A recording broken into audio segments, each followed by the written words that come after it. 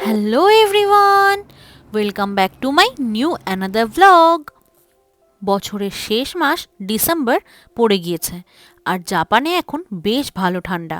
আর এই ঠান্ডার শুরুর দিকটাতে জাপানে বেশ কিছু জায়গাগুলো একদম হলুদ আর লাল রঙের পাতায় রঙিন হয়ে ওঠে।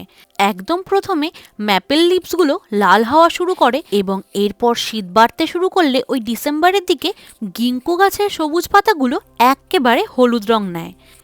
এই বছরটা যেহেতু জাপানে ঠান্ডাটা একটু পরেই পড়েছে, তাই আমরা প্রথমত ওই ম্যাপেল লিভসগুলো, যেটা মোমিজি বলে, সেটাকে অত ভালো করেও উপলব্ধি করতে পারিনি, কারণ এবছর ওই লাল পাতাগুলো লাল হওয়ার আগেই নষ্ট হয়ে গিয়েছে। তাই ছুটির দিন দেখে এই রবিবার বেরিয়ে পড়েছিলাম এই গিঙ্কো গাছের পাতাগুলোকে দেখতে। আর এই সপ্তাহটাই হয়তো শেষ সপ্তাহ, এরপরে পাতা খুব দ্রুত ঝরতে শুরু করে দেবে। আর ওখানে গিয়ে সত্যি আমার এটাই মনে হয়েছিল আমি যেন কোনো রূপকথার গল্পে এসে উপস্থিত হয়েছি।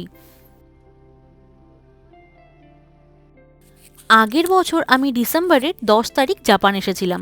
ওই 12 তারিখ 13 তারিখ নাগাদ আমরা বেরিয়েছিলাম ঘুরতে। তখন দেখেছিলাম এই হলুদ গাছের পাতাগুলো একেবারে ঝরে গিয়েছিল। এবছর যেহেতু আমার প্রথম এত সুন্দর পাতা দেখার সুযোগ মিলেছে, তাই আগের বছর থেকেই আমার ইচ্ছে ছিল এই পাতা দিয়ে গোলাপ বানাবো। তাই সে মতো পাতা কুড়িয়ে নিয়ে আমি কিন্তু গোলাপও বানিয়েছিলাম। আর এটা কেবল আমি নয়, এখানে অনেক জাপানিজ ঠিক এরমভাবেই গোলাপ ফুল বানাচ্ছিলেন।